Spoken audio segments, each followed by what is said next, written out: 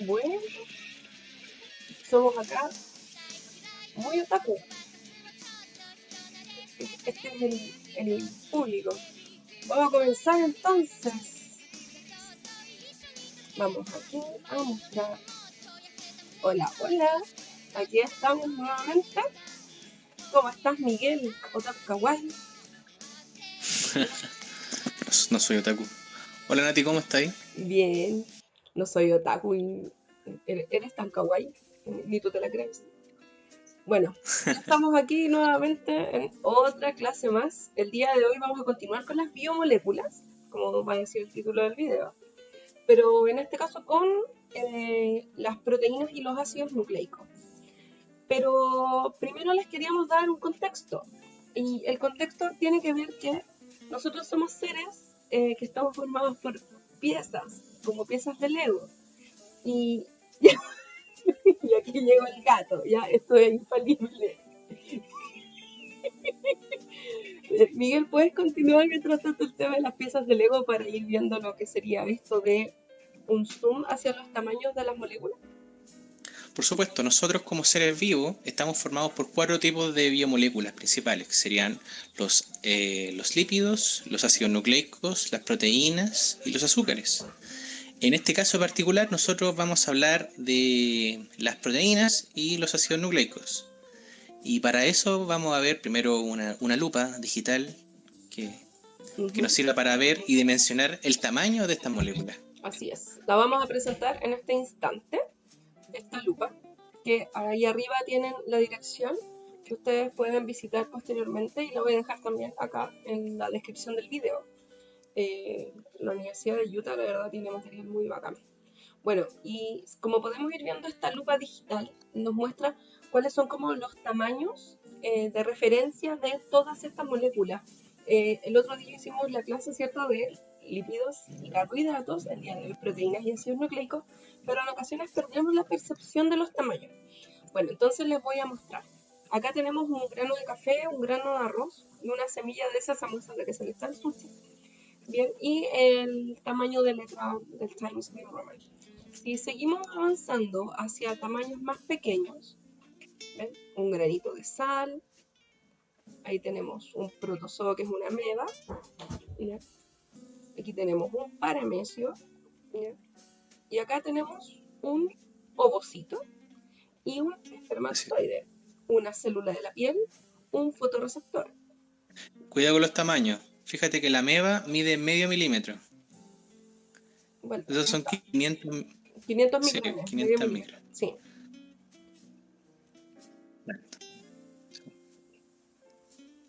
Entonces nos vamos achicando. así es. Acá, glóbulo rojo, el cromosoma X, una levadura. Seguimos achicando. Aquí ya estamos al nivel de organelos, una mitocondria, ¿cierto? Es un lisosoma, otro organelo, una bacteria y nuevamente un gato. ¿Ya? Esto es inevitable.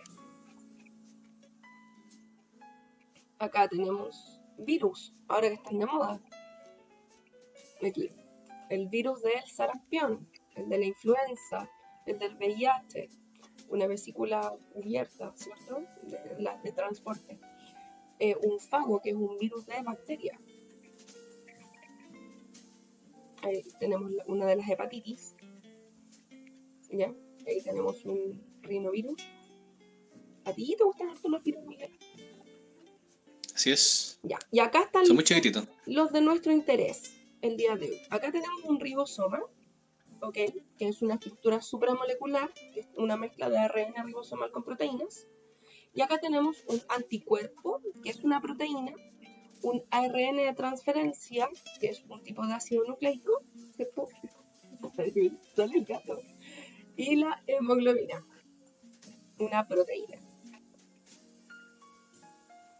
Más pequeñito que todo esto es un fosfolípido, la glucosa, la metionina, que es un aminoácido, la adenina, que es una base nitrogenada. Y para concluir en esta escala de hacia el mundo más pequeñito, una molécula de agua y un átomo de carbono. No sé si te gustaría comentarnos algo de esto un poco, Miguel, para seguir avanzando. Por supuesto, nosotros nos vamos a ubicar ahora en lo que sería en el plano macromolecular. Cuando tú mencionas una molécula, estaríamos hablando de algo como parecido al agua. Acá. En cambio, si nosotros los comparamos, ponte tú, comparamos el agua o un fosfolípido con un anticuerpo o la hemoglobina, si se darán cuenta la cantidad de átomos que poseen, son muchísimas, son miles. Entonces, nos vamos a enfocar en este nivel de organización y con este tipo de moléculas, que como bien tú habías dicho, son parte de nuestro cuerpo. Y como deben saber quizás las personas, la hemoglobina es la proteína que capta los gases, Bueno, en este caso el oxígeno principalmente. claro, principalmente oxígeno, y está dentro de los glóbulos rojos, que estaban un poco, puede incluso hacer el zoom a los glóbulos rojos.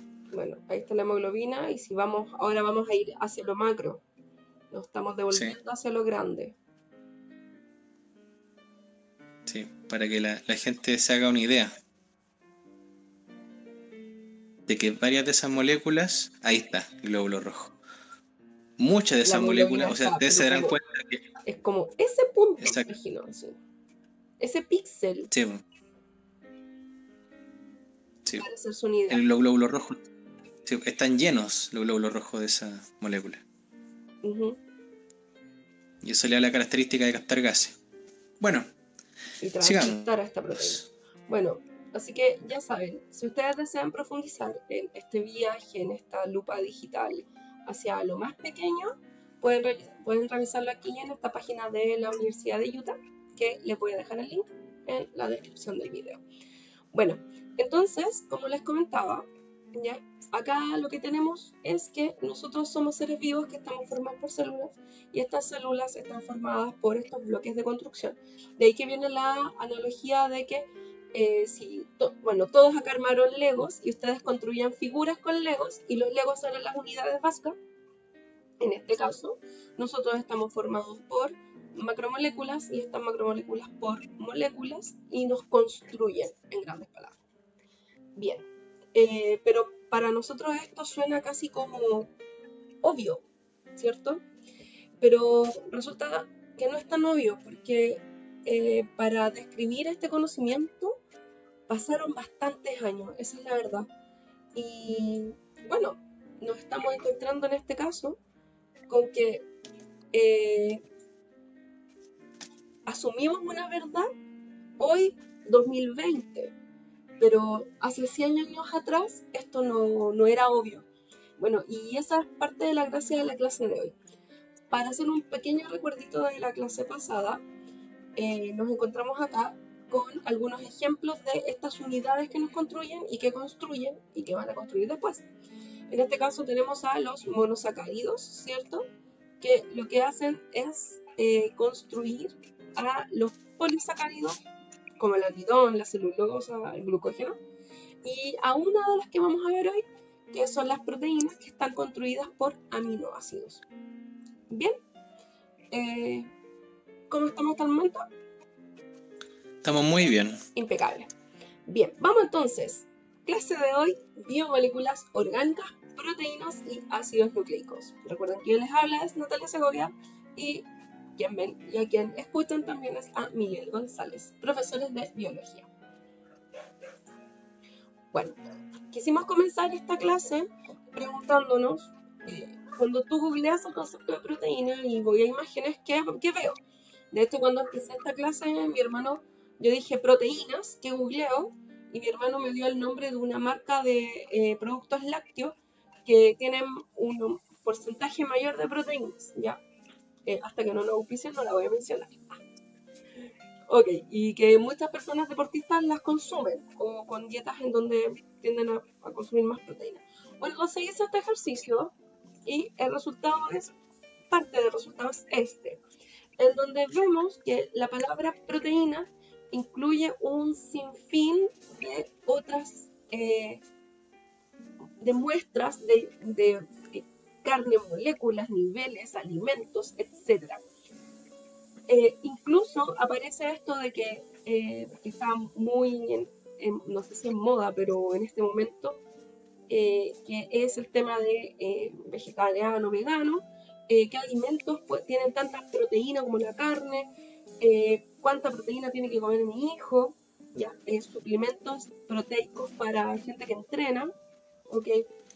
Miren, estructuras de proteínas, carnes, es decir, nos muestra como fuentes de proteínas y qué debemos consumir. No sé si nos puedes comentar algo respecto a esto, Miguel, como la mirada histórica.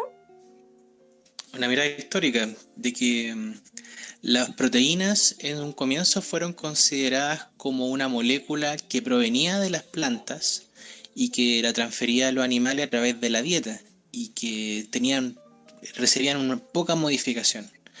Esto fue alrededor del año 1838 y que desde ese momento un científico que se llamaba Berzelius le propuso denominarlas como proteínas. Proteína, que lo que viene del griego proteios o protos, que significa lo que es lo primero o lo primario, lo fundamental. Bien, entonces podemos proseguir entonces, así que ya saben, de eso vamos a hablar. Entonces, cuando hablamos de proteína, y esto viene desde antaño, o sea, siempre han estado presentes. ¿Por qué? Entonces, ¿por qué es importante aprender acerca de las proteínas? Bueno, y en este caso quise poner ejemplos de para qué sirven las proteínas. Bueno, en primer lugar tenemos esto, pelo y uñas, que están formadas por la proteína queratina, que es una proteína y una de las tantas que son estructurales, es decir, que forman estructuras en ti.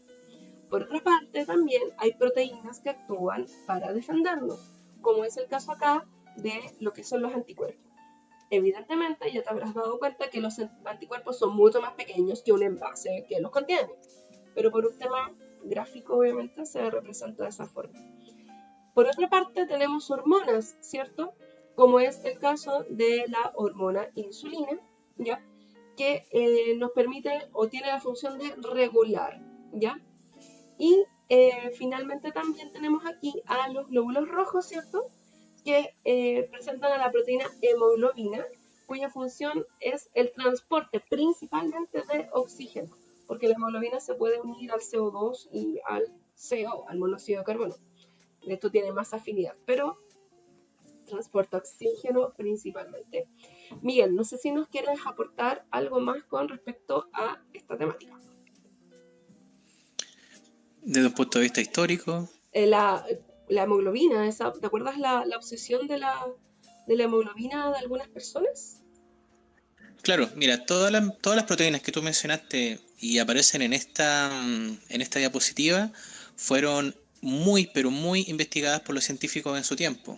En el caso de la hemoglobina, se estudiaron utilizando cristales, y esto partió desde el año 1840. La primera forma de cristalización de este tipo de proteína provino de la linfa que se obtuvo de un gusano y se colocó encima de una placa de vidrio. A ver, Y espérate, entonces, esto es como que tomaron un gusano y lo aplastaron, claro, así como y juguito de gusano en un exactamente, vidrio. sí, Ya, sí. Y esto, bueno, este, esta observación permitió poder identificar y descubrir de que la hemoglobina es capaz de formar cristales. Y eso permitió en aquella época estudiar una molécula de una forma mucho más pura de lo que se hacía hasta entonces.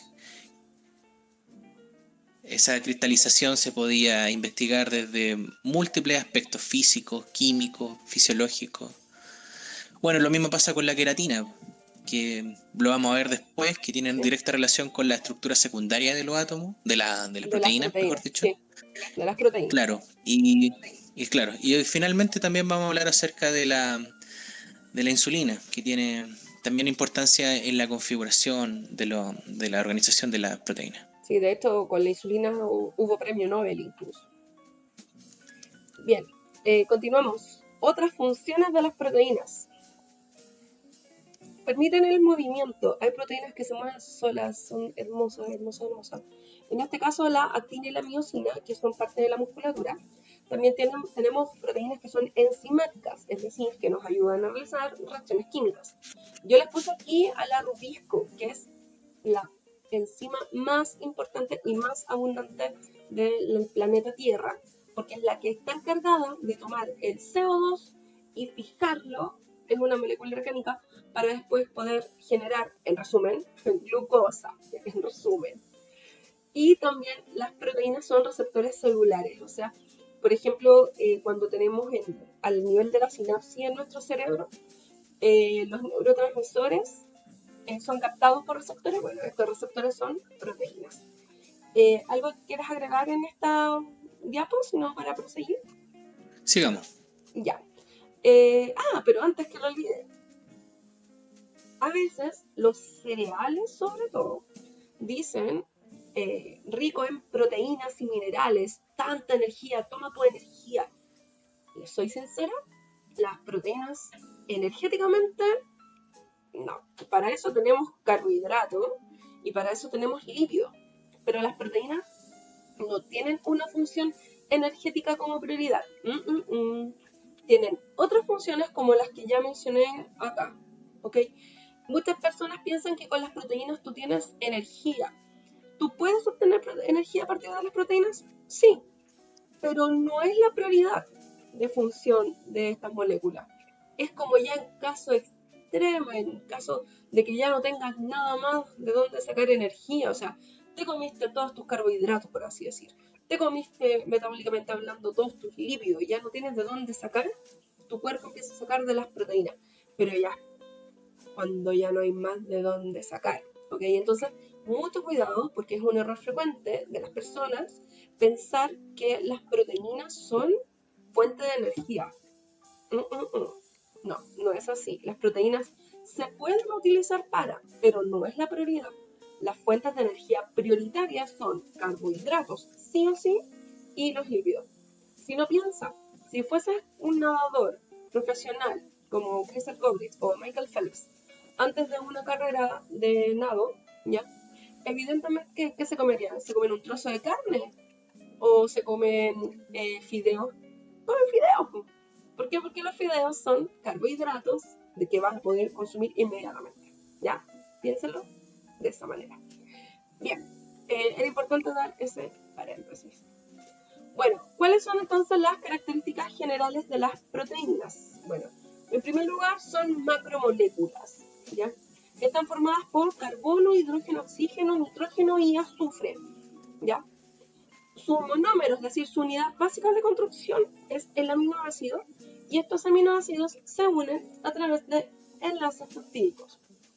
Las proteínas tienen carga eléctrica, pero también hay zonas que no tienen carga, por lo tanto pueden ser hidrofílicas, pueden ser hidrofóbicas 100%, pueden ser anfipáticas, como los fosfolípidos, ¿ya?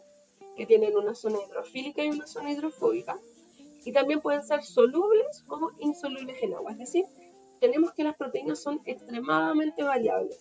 De ahí viene de que, si te das cuenta, en la diapo está lleno de proteínas distintas, de distintas formas, ¿ya?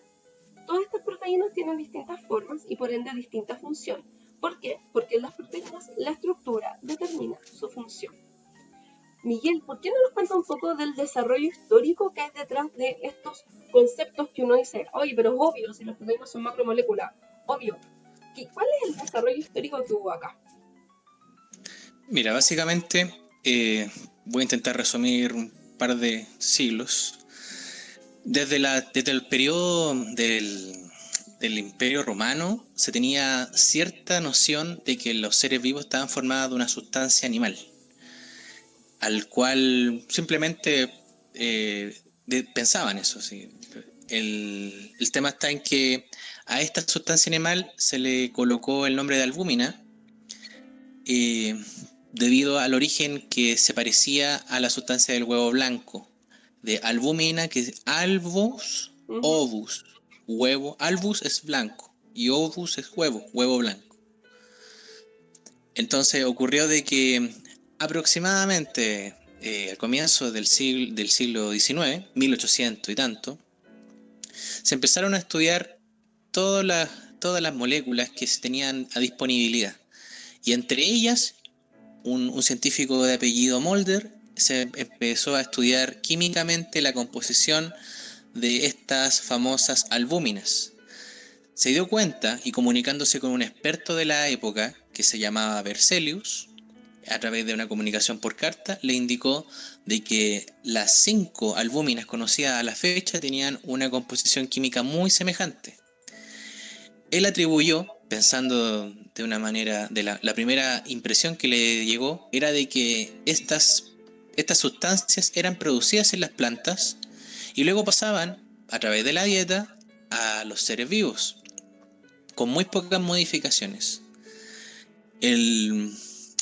Berzelius le recomendó a Mulder que le colocase proteídos a estas sustancias por ser primordiales o ser primarias. Entonces, ya en el año 1840 se tenía una visión de que las proteínas eran muy homogéneas entre sí y había muy pocas, y que esas sustancias pequeñas eran capaces de formar a todos los seres vivos.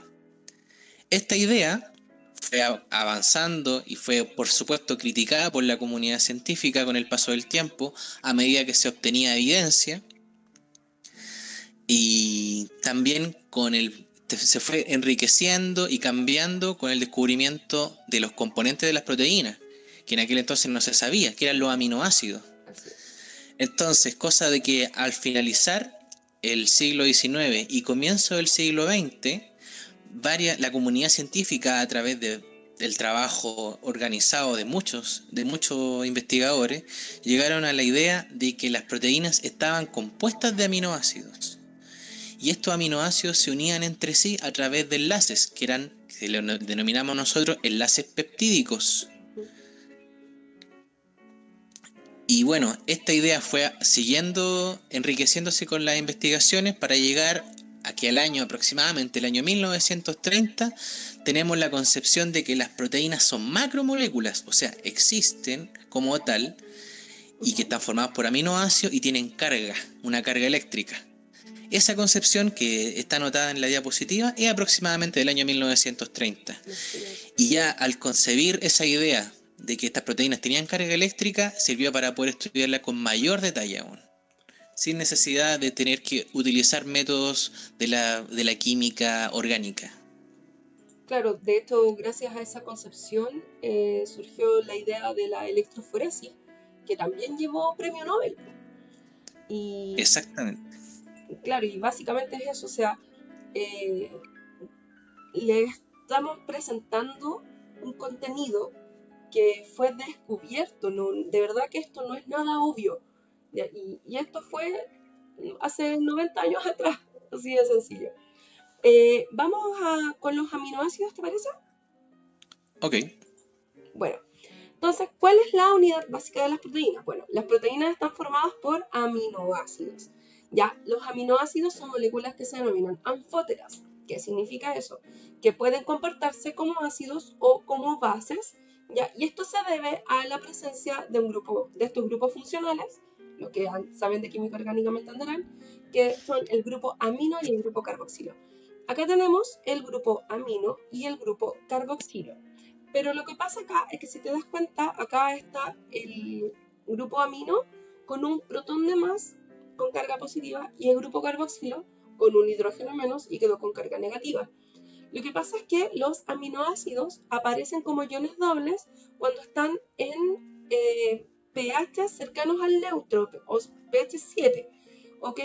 Y a esto se le llama suiterión, que significa dual en griego, ¿ok? Por otra parte, acá este esquema que aparece aquí es una versión simplificada de un aminoácido, pero que se encuentra en estado neutro. Si te das cuenta, no está como suiterión, sino que acá tenemos el grupo carboxilo y el grupo amino. En resumen, los aminoácidos presentan las siguientes estructuras. Un carbono central o carbono alfa, al cual se le une un grupo amino y un grupo carboxilo. Finalmente, recuerden que el carbono es tetravalente, tenemos un hidrógeno y en el hidrógeno que nos queda desapareado de este carbono alfa se une lo que es el radical. Y los radicales son los que marcan la diferencia entre un aminoácido y otro. Bien. Coméntame entonces si quieres añadir algo más con un aminoácido, si no nos vamos a los tipos de aminoácidos según su radical. Ya, lo que quiero añadir acá es que la concepción del aminoácido como una molécula que puede tener carga positiva y negativa fue fundamental para poder definir a largo plazo de que las proteínas tenían esta misma cualidad. Y que las proteínas tengan zonas de cargas positivas y cargas negativas tiene una tremenda importancia en el funcionamiento. Especialmente también en el caso de las enzimas, que a través de estas cargas eléctricas permiten atraer o repeler ciertas sustancias. Piensen que las proteínas son en verdad verdaderos imanes, que son capaces de atraer a través de carga eléctrica o repeler sustancias. Eso es muy importante de saber. De hecho, también es importante considerar que cuando toque realizar la clase de membrana plasmática, las proteínas que son parte de la membrana plasmática atraviesan con sus dominios de lado a lado lo que es la bicapa lipídica. Y recuerden que la bicapa de lípidos, las colas de los fosfolípidos son hidrofóbicos. Entonces, ¿cómo es que proteínas pueden tomar contacto con zonas hidrofóbicas? Eso se debe a que tienen aminoácidos hidrofóbicos, entonces pueden ponerse. ¿Por qué? Porque las proteínas, hay proteínas que son anfipáticas, polares y apolares a la vez. Bien, vamos entonces con los aminoácidos, que existen muchos tipos, más de 200 tengo entendido, pero 20 son los que nos importan a nosotros, los seres vivos. ¿Ya? Bueno, entonces por eso esta diapositiva se encabeza con el título ¿y qué aminoácidos usamos para armar nuestras proteínas? La forma entonces más sencilla de clasificar a los aminoácidos es según la naturaleza química de sus radicales. Tenemos aminoácidos que son apolares, ¿cierto? Aminoácidos que son polares, aminoácidos con carga positiva y aminoácidos con carga negativa. De estos 20 aminoácidos que utilizamos para construir nuestras proteínas, todos los seres vivos, desde las bacterias hasta nosotros, hasta el gato que recién salió en la cámara, ¿ya? 10 son esenciales, pero observación, en algunos textos o páginas o libros, etc., ustedes pueden encontrar que mencionan que son menos aminoácidos esenciales. Eso se debe a que uno de estos, que es la arginina, nosotros la creamos, pero la perdemos. F. Bueno, de estos 20 aminoácidos, 10 son esenciales. Y entiéndase por aminoácido esencial, que son aquellos que nosotros debemos incorporar en la dieta, es decir, debemos consumirlos. ¿Por qué? Porque no los producimos por sí solos o los perdemos. Como les decía, como el caso de la arginina. En esta diapositiva les puse a los aminoácidos esenciales marcados con estrellas. Miguel, ¿por qué no nos cuentas un poco de la historia? Igual es como entretenido esto. La historia de cómo fueron descubriendo los aminoácidos. Los aminoácidos fueron descubiertos curiosamente antes que las proteínas. Los primeros aminoácidos fueron descubiertos por el 1806 y varios de ellos fueron purificados ya sea desde una planta. ¿Tú me podrías ayudar el nombre de esa planta? Eran los espárragos. Era del espárrago, claro, la esparragina, y otras como por ejemplo la cisteína, que se obtuvieron de los cálculos renales. Mira, de hecho, dijiste 1806. 1806. Y la cisteína, ¿cierto? En el 1810. O ¿Sí? sea, cuando Chile estaba independizándose, había científicos investigando aminoácidos. No sé, ¿qué te parece eso, Miguel? Ellos estaban, claro, como ellos no eran, estos países alemanes no tenían nada que ver con independencia, podían avanzar más rápido, iban a su ritmo. ¡Ven! ¡Están llegando las primas! Claro, o sea, estamos como, nosotros estamos como todavía en otra parada, así, nosotros acá chilenos, por si acaso somos chilenos, ya, si es que no llega a ver esto alguien de otro país. Bueno, ¿cuál fue el último aminoácido que descubrieron? ¿En qué momento? Fue el triptófano en el año 1936. El triptófano. Yo tenía entendido que era la treonina. A ver, en mis apuntes, porque aunque ustedes no lo crean, lo investigamos. Ah, aquí lo tengo. Yo lo tengo anotado la treonina. Eh, Ah, entonces la treonina. sí, Sí, era ya, con T. sí. Era la treonina, ya. Y en este caso, la treonina, ¿ok? Es un aminoácido que lo descubrió un caballero, ¿ya? Que se llamaba William Cumming, y él, además de descubrir la treonina, descubre lo que son los aminoácidos esenciales, ¿ya? Para que sepan, en el año 1936, ¿ya? Es decir, desde el 1810 hasta 1936 fueron descubriendo los 20 aminoácidos que componen a las proteínas. Sí. Bien, Y ya para 1903 ya tenían descubierto 18. Gran imagínate parte de los... Sí. qué habrá pasado que se demoraron en los otros. No sé. Bueno, tendremos que investigarlo nuevamente. Aunque ustedes no lo crean, estos son muchos días de investigación, sobre todo por parte de Miguel. Harto. Bien, ¿cómo se organizan las proteínas? ¿Cómo se ordenan estas moléculas? ¿Ya?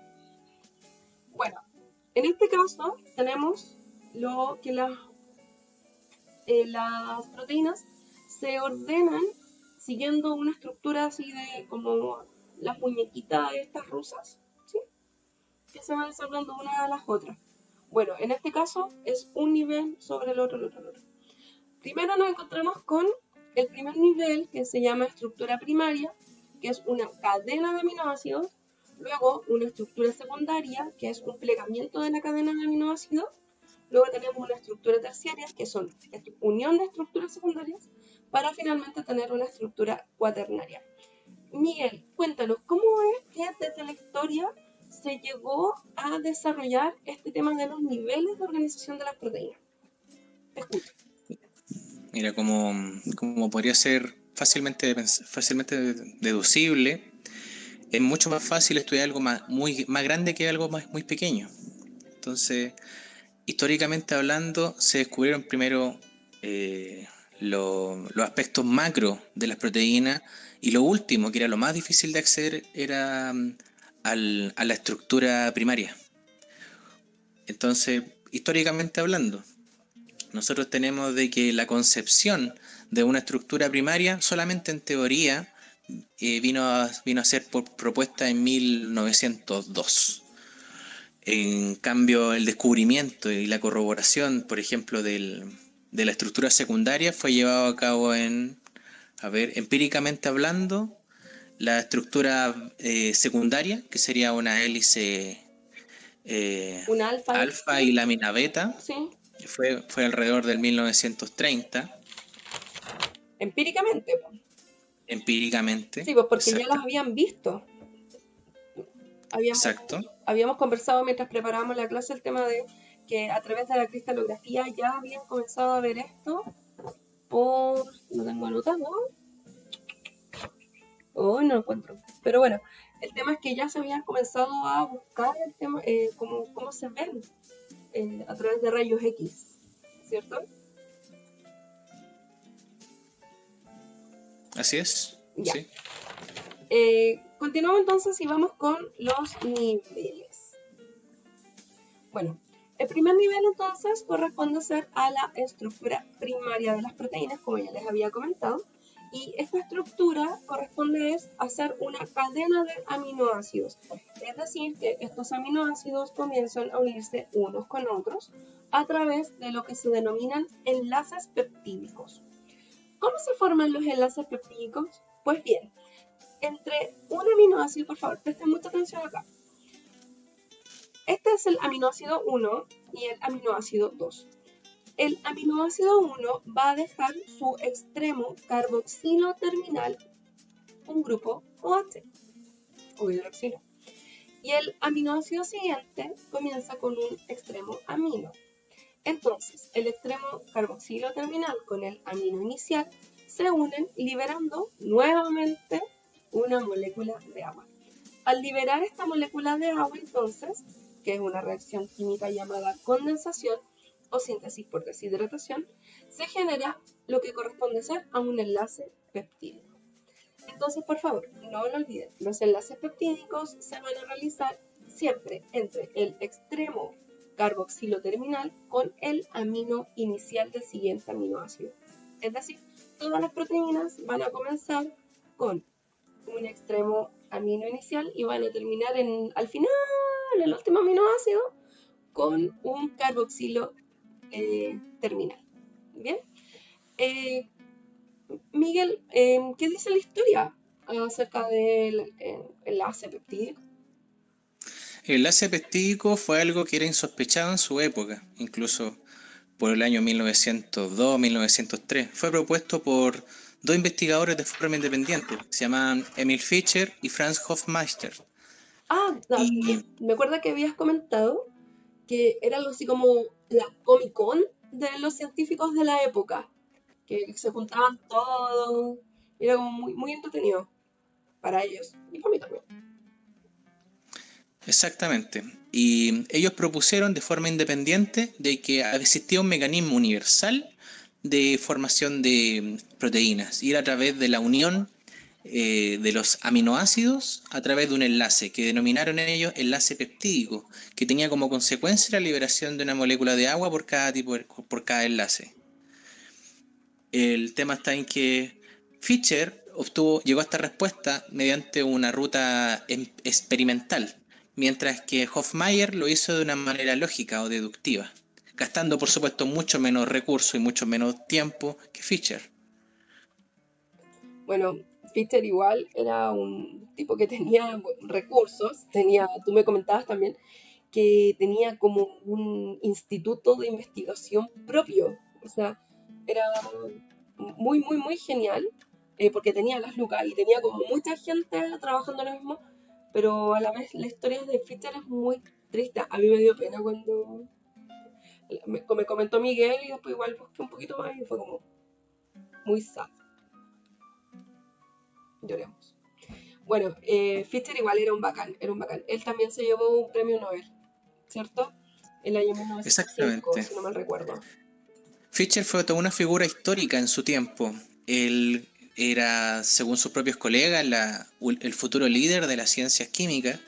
Tenía un laboratorio de más de 250 investigadores en la Universidad de Berlín solamente para él y que él, cuando estudiando primero azúcares y purinas, llegó a la idea de que existían moléculas que cortaban enlaces y ahí llega a las enzimas y pensó en su cabeza, esto fue una suposición absolutamente suya, de que las enzimas eran proteínas. Y su misión, su objetivo fue crear de manera artificial la primera proteína que a su vez fuese la primera enzima artificial. Y eso lo motivó a estudiar la composición de las proteínas y cómo se construían. Y para ¿Y lo eso logró? mandó a su equipo completo de 250 investigadores, que es bastante gente, incluso hasta el día de hoy tener un equipo de 250 personas trabajando para ti es bastante. Logró primero descubrió 4 aminoácidos. También postuló de manera empírica cómo se construían los enlaces peptídicos. Y también lo máximo que él llegó a lograr fue un polipéptido de 18 aminoácidos. Viendo que era muy difícil poder elaborar una proteína de, no sé, muchísimos, miles de aminoácidos de una manera con las técnicas que existían en aquel entonces, desistió de la idea de elaborar una proteína y en su lugar se propuso la idea de crear ácidos nucleicos. Cambió de un objetivo a otro. Y bueno, a pesar de todo, este caballero ganó el premio Nobel por su trabajo inicial en azúcares y en purinas. Oye, pero mira, Fischer descubrió la glicina, la leucina, la prolina, la oxiprolina, la caseína, la cafeína, la teobromina, que es como el compuesto del té. Identificó a la guanina y a la adenina, era el ácido úrico. Era una máquina este tipo. Lamentablemente se suicidó. Se suicidó, ¿cómo? No sé. Muy triste. Dice causa de muerte del suicidio, pero ¿por qué? No sé. No sé cómo. Ya, pero es como muy turbio los detalles oscuros de la ciencia. Pero de verdad él era muy, muy bacán. Él fue alumno, de hecho, de Kekulé, que es, siempre lo mencionan mucho en química, ¿cierto, Miguel? No sé si nos podrías hablar un poquito de Kekulé, ¿recuerdas o no? Claro, Kekulé fue el primer científico, era un químico que postuló el modelo del benceno a través de Los monos. una resonancia que había en electrones que resonaban. Este es de Entonces, los sueños de los monos. exactamente, sí. Entonces, él también postuló, prácticamente dio las bases de que los átomos no existían como conglomeraciones, sino que había una arquitectura detrás de las moléculas. Así que fue un personaje muy importante. Él le dio la belleza a la química, que nosotros la conocemos todavía, esa belleza simbólica. Sí, definitivamente Fischer fuiste un grande y gracias. O sea, no sé cuántas personas en sus clases de biología recordarán a gente de química. Pero recuerden, esto es ciencia y esto no es solamente biología. En el ADN estamos viendo física el otro día y vamos a seguir viendo, ahora estamos viendo pura química. Bueno, continuemos acá con la estructura secundaria de las proteínas. En este caso, la estructura secundaria corresponde ser a el plegamiento de las estructuras primarias. En este caso, podemos encontrar ya sea a la alfa hélice o a la beta plegada o laminar. Tenemos esos dos tipos de estructuras y estas estructuras se estabilizan mediante un tipo de conexión que ya le conocen, que son los puentes de hidrógeno. Los puentes de hidrógeno, tal como los tengo marcados acá, pueden observarlos, se van a establecer entre las distintas cadenas y entre los distintos componentes de un aminoácido con el otro, ya de las diferentes cadenas. En pocas palabras, van a comenzar a formar nuevas estructuras, ya sean espirales, llamadas alfa hélices, o laminares, como las láminas de una lasaña, ¿ya? Como los pizarreños, ¿ok? Zigzagueantes, que serían las láminas beta plegadas. ¿Algo que nos quieras agregar de la estructura secundaria de las proteínas, sino para avanzar? Miguel. Bueno, al parecer no tenemos que agregar. Continuando entonces, porque al parecer no tenemos que agregar, ¿ya? Miguel se nos cayó, así que vamos a detener y continuar. Bueno, continuamos, tuvimos unos pequeñitos problemas técnicos, pero habíamos quedado entonces con la pregunta, Miguel, ¿cuál es esta visión histórica que existe en relación a la estructura secundaria de las proteínas? Te escucho. Ok, mira, Asbury, que era un investigador, un químico de textiles, sus compañeros de laboratorio le dijeron que obtuviese las muestras más interesantes que pudiese para poder mostrárselas a los niños en un colegio. Entonces, lo que ocurría es que la universidad donde él trabajaba tenía la costumbre de dar clases motivantes de ciencia a los niños para que quizá en un futuro cercano se dedicasen a estudiar o a investigar en alguna ciencia. Y bueno, lo que hizo Asbury fue tomar todo lo que tuviese a mano y lo metió, lo cristalizó y le aplicó rayos X, cristalografía de rayos X. Y tomó pelo humano, colocó pluma, lana, seda, y un montón de otras sustancias. Todo lo que tuviese a mano le sacó foto. Ujú. Y estaba buscando cosas interesantes que mostrarle a los niños, po. Y entre ellas se descubrió algo inesperado. Al tomar el cabello humano, un cabello que era crespo, Ujú. al estirarlo y sacarle una fotografía, y después al dejarlo, y no dejarlo curvo de nuevo, y sacarle otra fotografía, notó que habían diferencias en las fotografías. O sea, de que la estructura de proteica molecular cambiaba. Y a esta diferencia de tener una organización lineal y una organización como helicoidal, le puso hélice alfa y lámina beta. Y esa nomenclatura aún se mantiene hasta el día de hoy como niveles de organización secundaria. Mira, o sea, eh, esto fue una serendipia.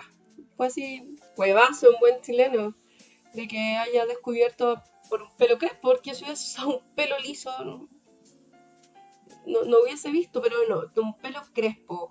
Lo estiró, no sé, igual con resorte, y le tomó foto. Bueno, Exactamente. estaba Exacto. como la locura en la época de tomar fotos con rayos X.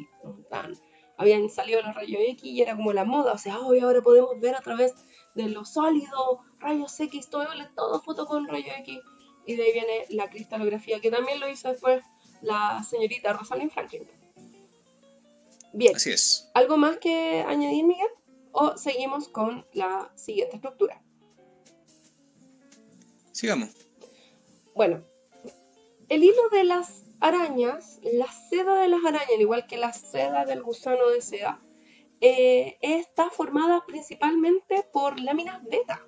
Es decir, nos encontramos acá de que las propiedades de las telas de araña están vinculadas a las proteínas. De hecho, existen ramas de la ingeniería en materiales, porque esto no es del 1800, esto no es nada nuevo.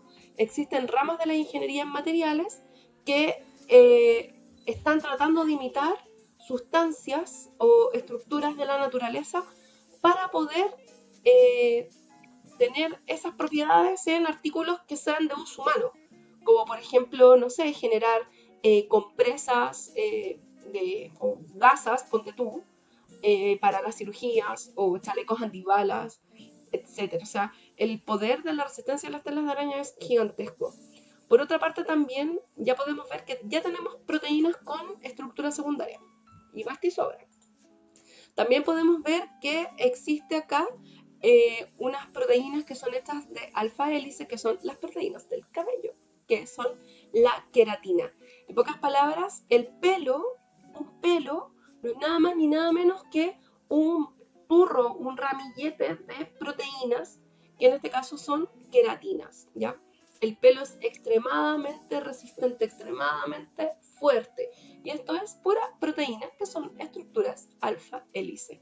Así que ahí tenemos dos ejemplos de proteínas que ya son proteínas propiamente tal estructuras en estructura secundaria, en alfa hélice o lámina beta. Vamos con la estructura terciaria o algo más que quieras añadir a las arañas o al pelo. No quiero añadir nada más. Perfecto. Vamos entonces con la estructura terciaria. La estructura terciaria corresponde ser a la unión de muchas estructuras secundarias. Entonces, para ir uniendo, y muy bien como decía Miguel en un inicio, las moléculas se unen casi como por imanes, ¿ya? Por así decir. Es como que sus átomos y sus nubes electrónicas comienzan a atraerse de cierta manera según lo que podamos ver.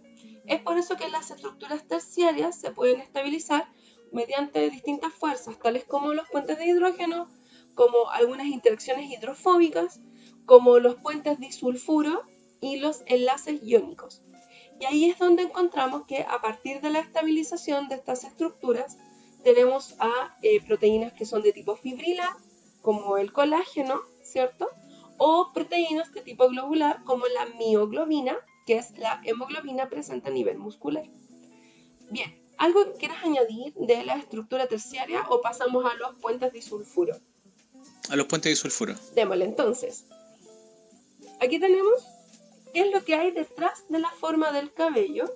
Y acá tenemos a Don Sanger, que fue 2 veces premio Nobel, porque él estuvo metido un poquito en la historia, bastante, con las proteínas y después trabajó con ácidos nucleicos. Bueno, ¿qué hay detrás de las distintas formas de cabello? Que en mi caso es como ninguno de esos. Si mi pelo es una forma extraña. ¿Ya? Que los puentes disulfuro son los encargados, ¿ya?, de generar las formas del pelo, ¿ya?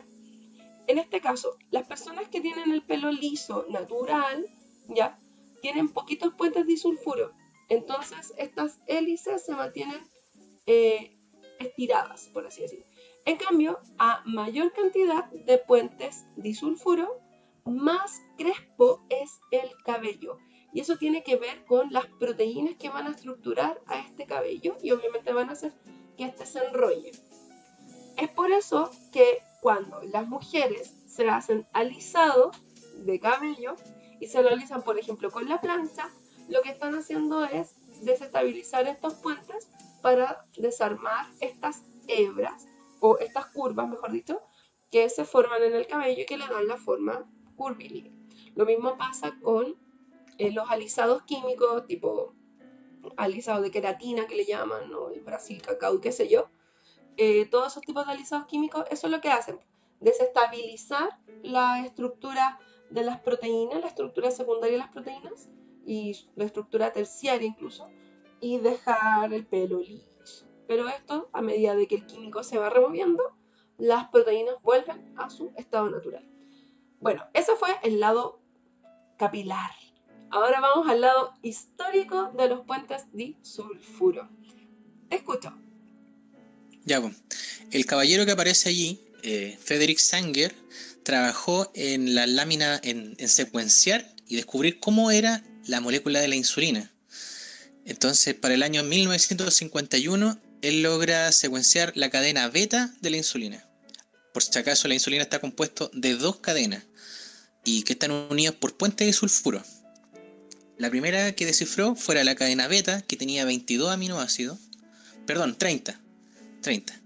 La cadena alfa la secuenció 2 años después, del año 53, y esa tenía 22. En total tenía 52 aminoácidos la insulina. Y lo último que descifró fue los lugares donde habían enlaces disulfuro, que eso se tardó 2 años. Entonces publicó el trabajo completo el año 1955, con lo cual gana el premio Nobel en 1958.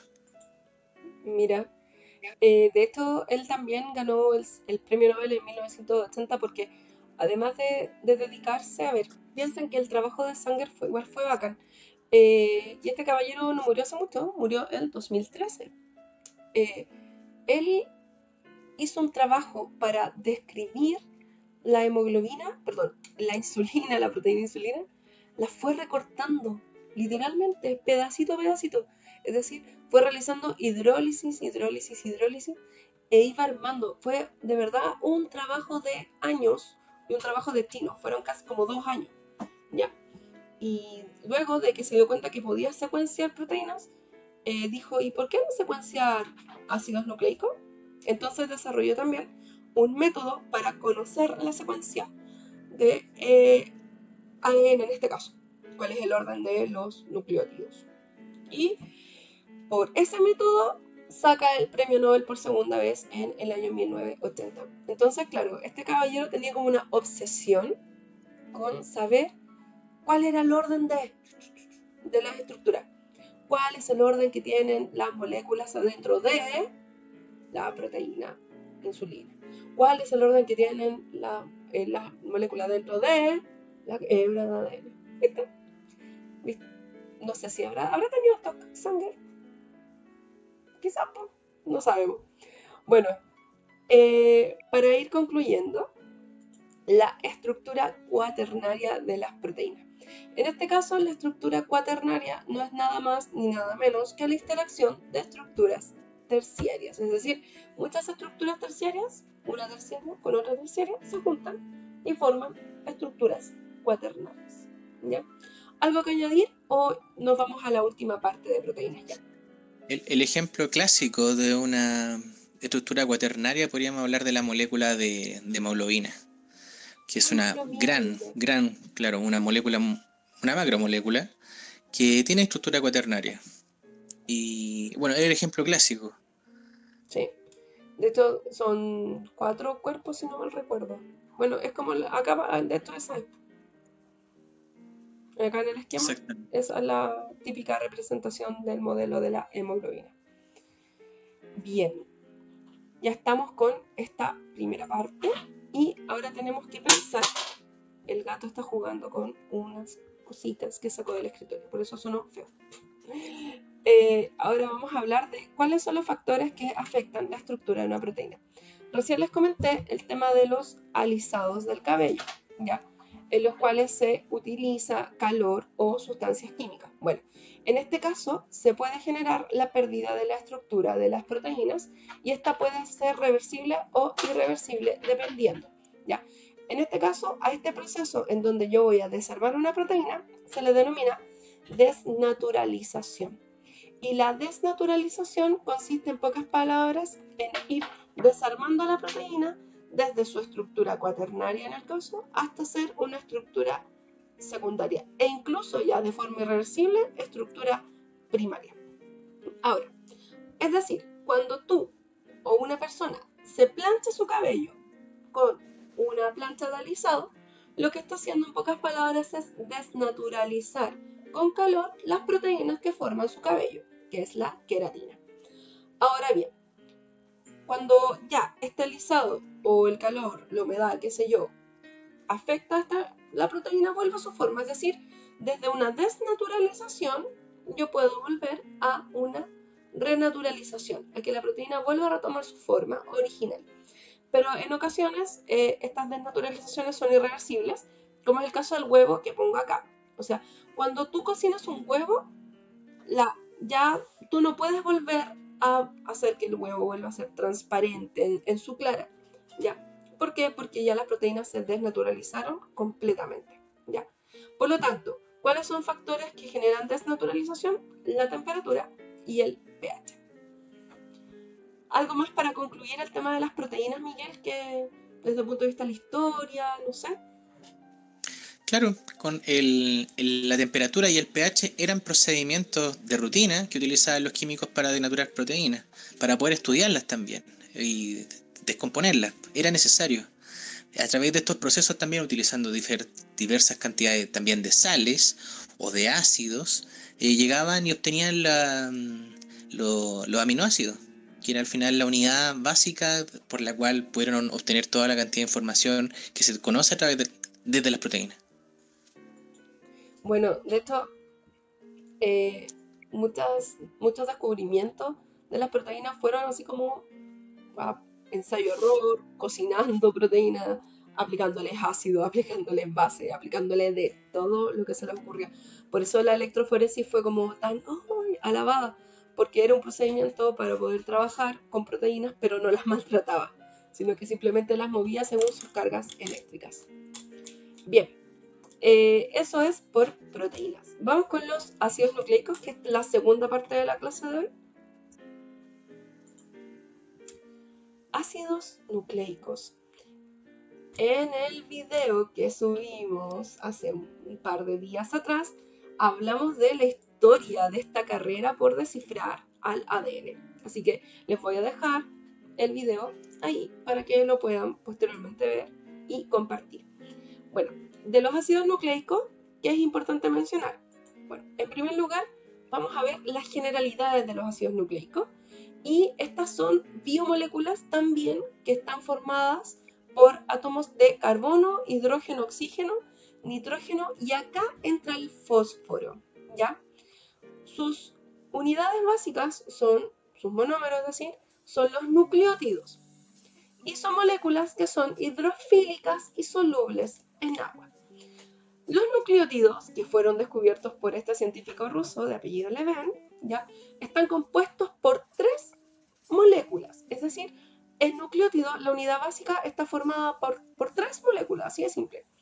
Primero, un corazón, una base, que es un azúcar, que es la pentosa, unida a una base nitrogenada y a un grupo fosfato. Es decir, los nucleótidos están formados por una pentosa, una base nitrogenada y un grupo fosfato. Ahora, en ocasiones los nucleótidos pueden perder sus grupos fosfatos. De ahí que tenemos la diferencia entre nucleótido y nucleósido que les mencioné acá abajo. Ojo, nucleótido no es lo mismo que nucleósido.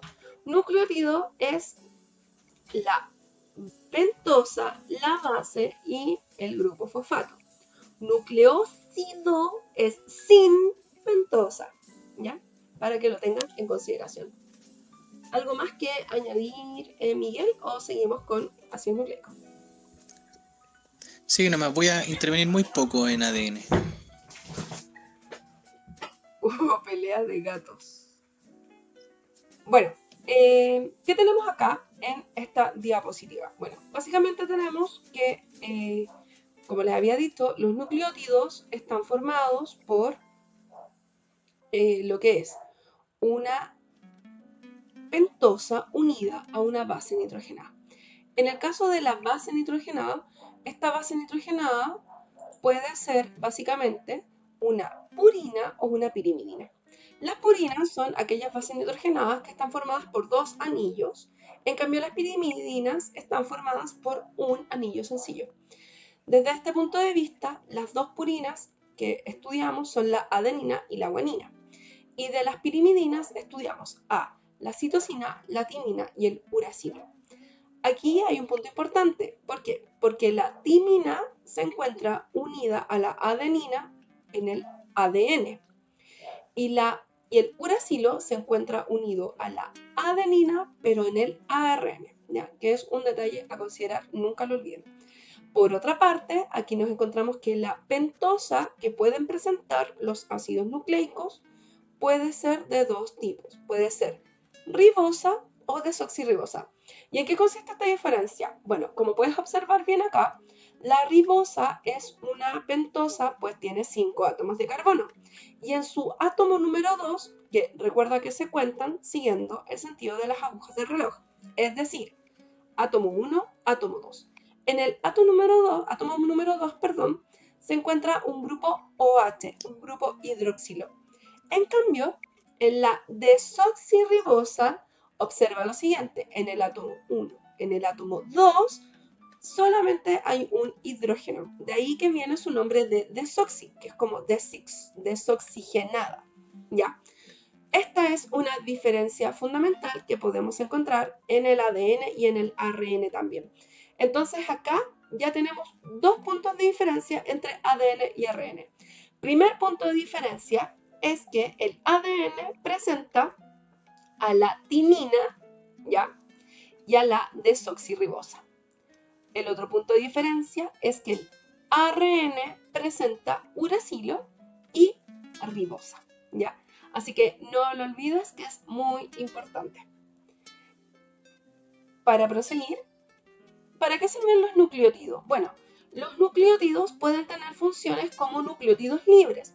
En este caso pueden ser mensajeros celulares pero no celulares así como las hormonas que van por la sangre, no. Son mensajeros intracelulares y a eso se les llaman segundos mensajeros. Y uno de los ejemplos es el AMP cíclico. Por otra parte, pueden participar como moléculas que transportan energía. Dentro de estas se conoce la más importante de todas, que todos conocemos, que es el ATP o adenosintrifosfato, que consiste en una ribosa con una adenina y 3 grupos fosfato.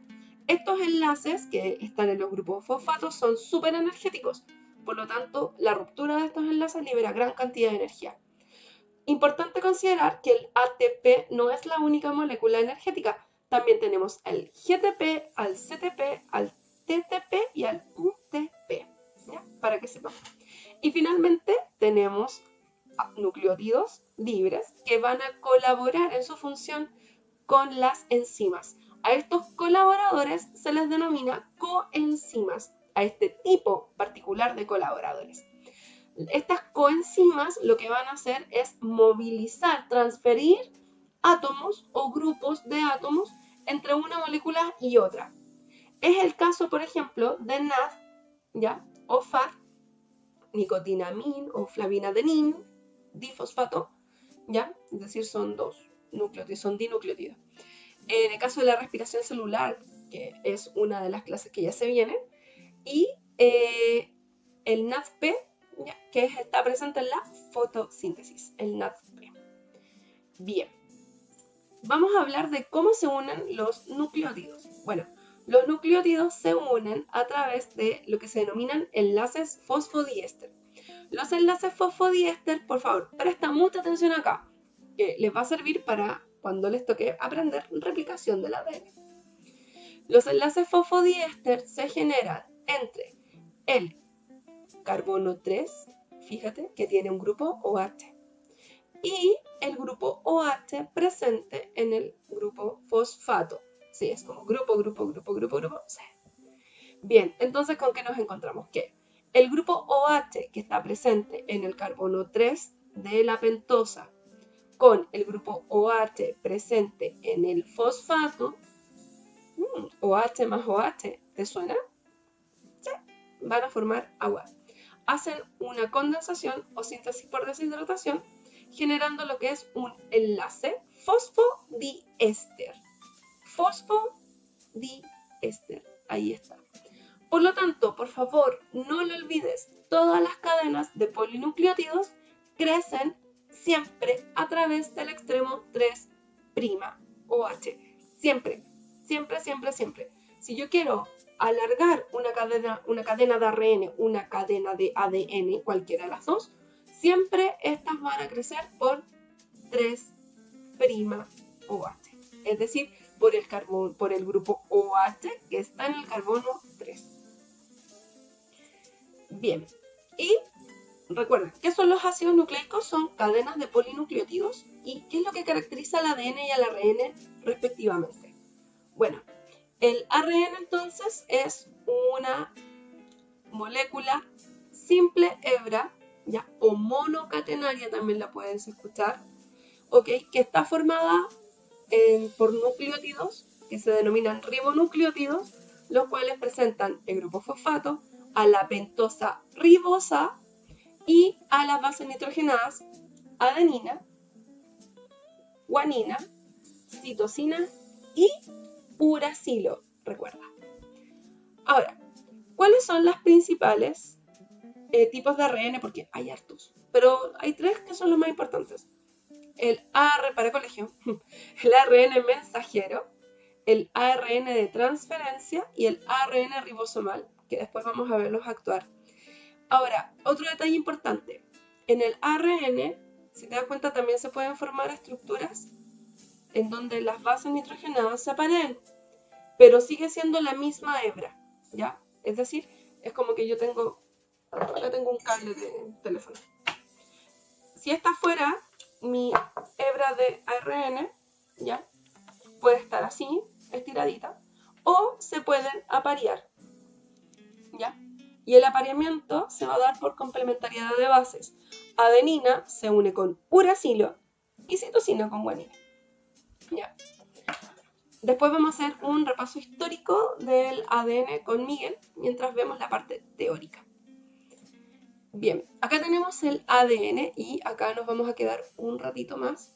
Que recuerden, el ADN es una doble cadena, ¿ya? Es decir, son dos cadenas de nucleótidos que se encuentran unidas a través de puentes de hidrógeno que se van a establecer entre sus bases nitrogenadas.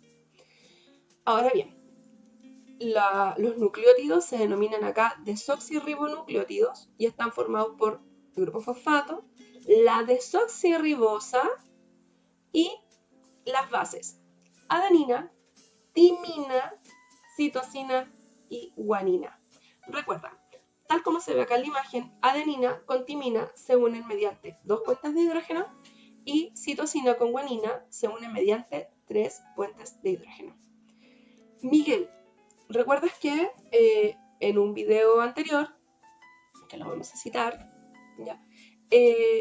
Conversamos de cómo es que el modelo de Watson y Crick, que es el que tenemos presente acá, muestra la historia que tuvo que pasar y los descubrimientos que tuvieron que presentarse para llegar a este modelo, cómo este modelo nos habla del pasado. ¿Nos quisieras compartir esa visión, por favor? Claro, ese modelo que la doble hélice condensa las investigaciones que fueron necesarias para llegar a ese resultado. Cuando uno ve ese modelo de doble hélice, logras ver primero el enfoque de tener que primero señalar que hay una molécula de la herencia, que no era la proteína, y ese fue el trabajo de Johannes Friedrich Michener. Entonces, él primero encontró esta molécula en aquel entonces llamada nucleína, 1860 aproximadamente, y bueno, estudia su composición química, carbono, nitrógeno, mucho fósforo, lo cual le daba la pista de que no era una proteína, porque las proteínas no tienen fósforo. Y aparte, además de eso, no era degradable por el proceso de proteólisis. Entonces, no era una proteína.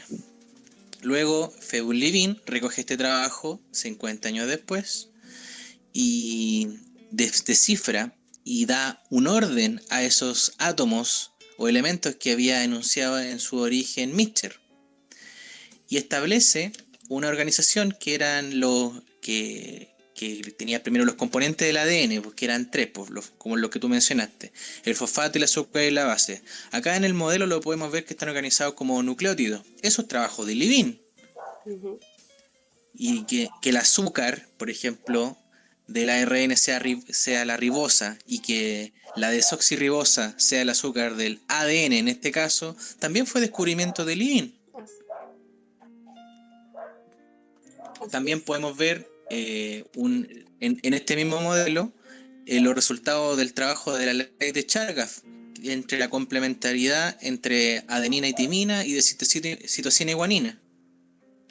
Y por último, el detalle que fue la clave para descubrir que este modelo era una doble hélice fueron los resultados de las fotos obtenidas por Rosalind Franklin. Eso, ahí está todo. O sea, es hermoso ver cómo este modelo, que acá tiene 3 visiones distintas, nos habla historia, nos muestra historia de la ciencia, nos muestra el trabajo. O sea, Watson y Crick, y lo vuelvo a repetir, metieron el gol, así de simple. Pero la jugada se armó desde el 1800 con Friedrich Metzner, bueno, que siempre me cuesta decir el nombre. Pero eso, o sea, él no fue reconocido, yo no entiendo por qué. No tengo idea, quizás era porque estaban todos en esa época con la onda de las proteínas. Y recién lo vimos en esta misma clase. Estaban todos modo protein.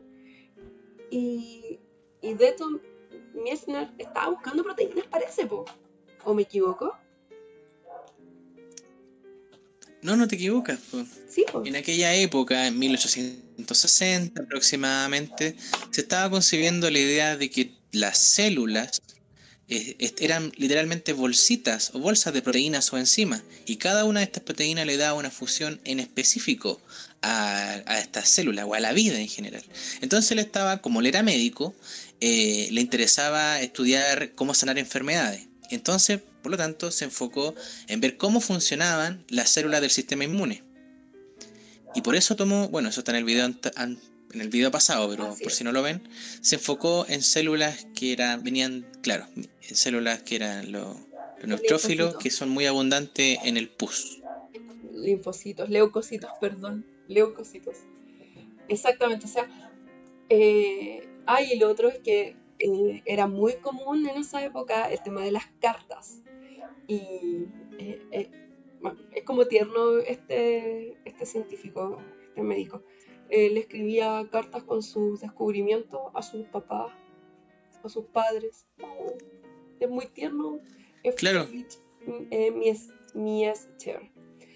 Well, entonces, para ir cerrando ya, que nos queda poquito, ¿saben qué? Los ácidos nucleicos, que son cadenas polinucleotídicas, también tienen niveles de organización, así como las proteínas, los ácidos nucleicos también. Y esto no siempre es muy mencionado. así que nos pareció importante destacarlo. En este caso, la estructura primaria de los ácidos nucleicos corresponde ser a una secuencia de nucleótidos. Mira, igual que las proteínas. La estructura secundaria es esta doble hélice que se estabiliza mediante puentes de hidrógeno, igual que las proteínas. Luego tenemos una estructura terciaria que corresponde ser a un superenrollamiento, ¿ya?, de estas hélices, ¿ok?, para concluir con una estructura cuaternaria en donde ya sea el ADN o el ARN comienzan a interactuar con proteínas. De ahí es donde ya originamos estructuras supramacromoleculares, tales como un cromosoma o un ribosoma. Por lo tanto, los niveles de organización de los ácidos nucleicos no siempre se consideran, nos pareció importante tomarlos, y para que vean que también los ácidos nucleicos tienen nivel de organización. Bueno, y al final, ¿y para qué sirven los ácidos nucleicos? Bueno, jóvenes, en cuarto medio uno comienza a ver esta historia entera y nos encontramos con que los ácidos nucleicos básicamente tienen una información y una función vital. El ADN va a tener toda la información genética, ¿ya?, que va a permitir generar tus características, tus funciones celulares mediante la acción o el trabajo de las proteínas, ¿ya? Es decir, el ADN almacena, transmite y permite la expresión de la información genética de las células. Pero el ADN no puede salir del núcleo de la célula, por lo tanto no puede ser llegar y leer, sino que necesita de los ARNs. Es decir, los ARNs se van a encargar de hacer las funciones que hasta el ADN no puede. En este caso, el ARN mensajero es una copia, un transcrito del ADN. El ARN mensajero se lee en el citoplasma gracias a la acción de los ribosomas, quienes, con la ayuda del ARN de transferencia, van a poder armar proteínas, ¿ya? Es decir, esto es una maquinaria y un trabajo en conjunto entre ADN y ARN. El ADN me da la instrucción y el ARN ejecuta. Es por eso que la penúltima imagen de esta clase tiene relación con la pregunta: ¿cuál es la relación entre los ácidos nucleicos y las proteínas?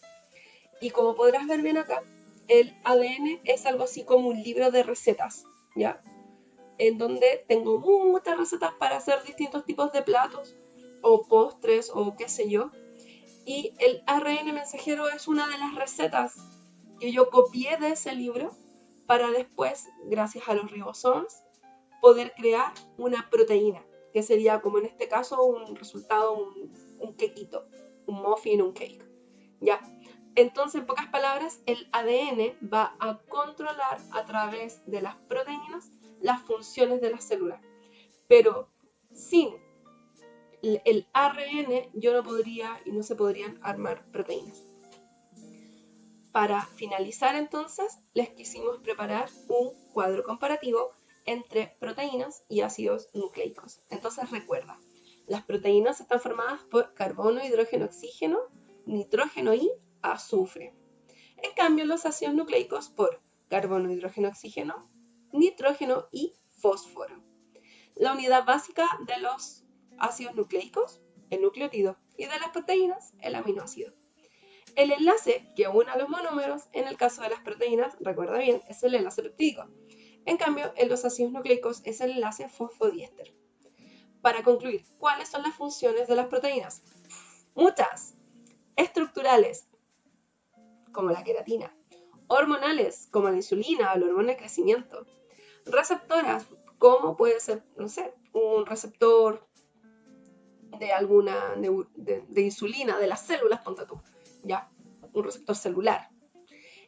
Pueden ser enzimáticas, como la amilasa salival, que está en tu saliva, o como la rubisco, que está en los cloroplastos. De transporte, como la hemoglobina, que muy bien Miguel nos contó cómo fue estudiada, pero hasta más no poder, ¿ya? De movimiento, como actina y miosina, que son las que permiten, por ejemplo, la contracción de los músculos, ¿ya? E inmunológicas, como son las inmunoglobulinas, o también conocidas como anticuerpos. En cambio, las funciones de los ácidos nucleicos van a depender. Si son nucleótidos libres, pueden ser coenzimas, que son colaboradores de la función de las enzimas, son como que encienden, así permiten la acción de la enzima. Pueden ser segundos mensajeros, es decir, pueden transmitir, por ejemplo, el mensaje de la hormona insulina. Como la insulina no puede entrar a la célula, el AMP cíclico da el mensaje para generar la acción de la hormona insulina. Miren cómo aplicamos contenidos. O pueden también regular generar energía, ser transporte de energía, como en el caso del ATP. En el caso de los ácidos nucleicos, ¿cuáles son las funciones? Bueno, en el ADN es nuestra información genética que va a controlar la actividad de las células mediante las proteínas y ARNs, ¿ya? El ARN, dependiendo los 3 tipos más importantes, porque no son los únicos. El ARN mensajero es la información para crear proteínas, que sacó desde el ADN. El ARN ribosomal es el ARN que va a estructurar a los ribosomas junto con proteínas, ¿ya? Y el ARN de transferencia, que transfiere aminoácidos, se los lleva al ribosoma para que se puedan realizar proteínas. Es decir, todos son completamente necesarios. Bueno, ¿algunas palabras finales, Miguel? Al parecer no tenemos palabras finales. ¿Ya? Está muy inestable internet, así que me voy a despedir en mi caso, y en nombre de Miguel también me voy a despedir. Agradecer sus visitas, recordarles comentar en caso de que tengas preguntas acerca de la clase, darle like al video, somos un canal chiquitito así que estamos empezando, y suscribirte para poder recibir más contenidos de nosotros y notificaciones cuando compartamos nuevos videos. Próximo video que viene después de esto es, y lo tengo acá registrado, enzimas y metabolismo celular. Así que esperamos que te haya gustado este video. Es una visión completamente distinta de lo que es una clase normal, porque nos gusta conectarlas con la historia de la ciencia, más el contenido duro que uno suele ver en los colegios. Y nos vemos en una próxima oportunidad. Espero que estén muy bien. Hasta luego.